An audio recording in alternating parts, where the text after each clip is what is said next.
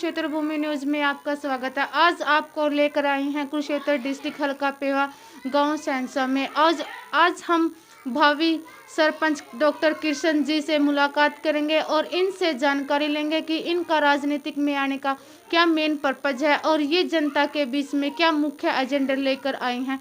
तो आइए सर से बातचीत करेंगे। सर नमस्कार। नमस्कार जी। सर कुरुक्षेत्र भूमि न्यूज में स्वागत है सर। Thank you.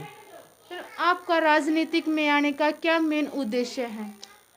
राजनीति में आने का मेन उद्देश्य क्या है जी? जो विकास कार्य करने हैं हमें तो गांव के, इसी मकसद से अगर गांव ने चाहा तो सहमति जताई तो बिल्कुल सिलेक्शन लड़ेंगे। रिजर्व में आती है तो ठीक है जी, आई हुई है वैसे पहले भी। अगर दोबारा सरकार के दोबारा ड्रा होने हैं जी, अगर दोबारा ड्रा सरकार करती है, निकालती है, तो उसमें अगर रिजर्व में आ गई तो जी हम इलेक्शन लड़ेंगे, अगर रिजर्व में नहीं आई तो फिर नहीं जी। सर आपके गांव की सबसे बड़ी समस्या कौन सी है जो अभी तक उस समस्या का निवारण नहीं हुआ? सबसे बड़ी समस्या गांव में क्या है जी? कम्युनिटी हॉल नहीं है एक तो जी, जैसे कि, और एक बच्चों के कंप्यूटर सेंटर वगैरह नहीं है, सिलाई सेंटर नहीं है कोई। बाकी इनको अगर गांव ने चाहा और हम सत्ता में आए तो हम ज़रूर उनका वो करेंगे। सर आपके गांव की कितनी आबादी, कितने वोट है और कितने वार्ड है? वोट हमारे गांव में जी 924-25 करीब हैं जी लगभग, और जी हमारे गांव में 7 वार्ड हैं, तो आबादी करीब करीब जी 1400-1500 के बीच में है। जी सर। अगर सर आपके गांव का सहयोग रहता है, आप सत्ता में आ जाते हो, तो सर आप अपने गांव का सौंदर्यीकरण किस प्रकार चाहते हो, किस प्रकार करवाना चाहते हो?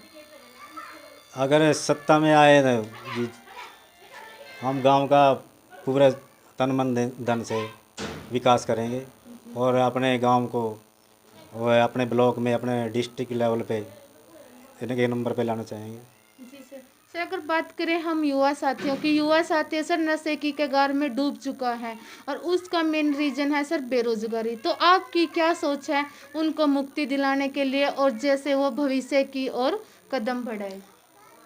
जैसे कि नशा, बहुत युवा नशे की उसमें उतर गए हैं जी। हमारे गांव में भी खैर कहीं है सिस्टम, बाकी हम अगर सत्ता में आए तो उसको बिल्कुल बंद करवाएंगे, जैसे भी जो भी होगा। तो जी जैसे कि अब बेरोज़गारी की तो बड़ी तकड़ी समस्या है जी, बेरोज़गारी की तकड़ी समस्या है। अगर हमारे यहाँ कोई आसपास जितने भी एमपी कोई आया है हमारे यहाँ, कह दिया जी हाँ वोट दो जी, हम ये कराएंगे वो कराएंगे, यहाँ फैक्ट्री लगा देंगे, अभी तक तो कुछ ऐसा हुआ नहीं है जी। जो पिछली बार भी पिछले एमपी आए थे वो भी कह रहे थे, जिंदल साहब आए, ये सभी पार्टियां के आए हैं जी, भी सभी ने किया, किसी ने किसी कुछ नहीं किया। हमारी तो सोच ये है कि कोई अच्छा काम, जैसे कि कोई युवा के लिए कोई स्कीम आएगी, कैसे सरकार की तरफ से कोई रोज़गार दिलाने की, जैसे कि कोई लोन वगैरह या कोई ऐसे ग्रांट ग्रूंट देते हैं जैसे सरकारें जी, उनके लिए वो मुहैया कराएंगे उनको।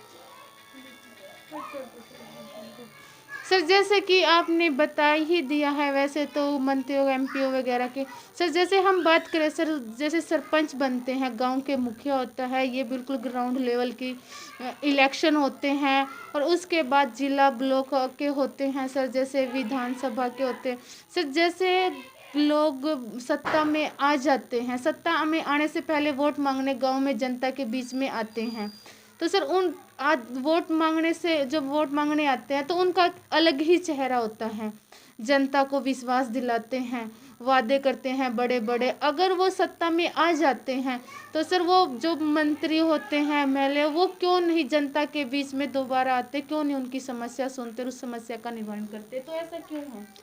ऐसा है जी, यहाँ तो वोट वोट मांगने के लिए आते हैं, उसके बाद दोबारा बस वो धन्यवाद एक दौरा करते हैं, उसके बाद तो शकल नहीं दिखाते यहाँ पे आके। हाँ जी सर। तो ऐसा क्यों है सर ये अभी राजनीति क्या कहें जी इन लोगों के बारे में, ये? वोट वोट मांगने आते हैं सिर्फ, और तो कुछ नहीं। यहाँ आके वादे करते हैं जी हम यहाँ पे कोई कारखाना लगा देंगे जी, ये कर देंगे, फैक्ट्रियाँ, रोज जो बेरोजगार युवा है उनको भी रोजगार देंगे, देता कोई नहीं है जी। तो सर आपकी क्या सोच है, अगर आप सत्ता में आ जाते हो, आपको मौका मिलता है पूरे गांव की भागदौड़ संभालने का, तो आपकी क्या सोच है? आप जनता के बीच में जाओगे तो किस तरह से स्वागत करोगे?